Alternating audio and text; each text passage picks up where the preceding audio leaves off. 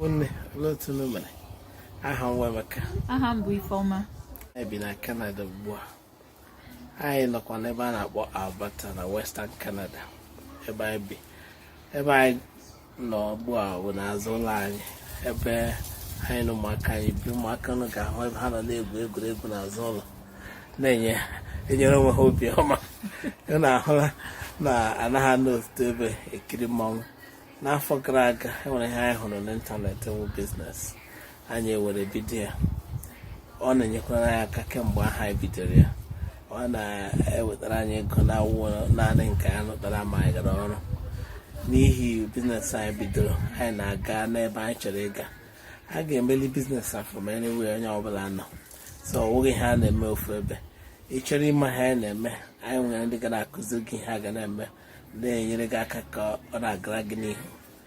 Biale Hamagana website time or www.makify.com.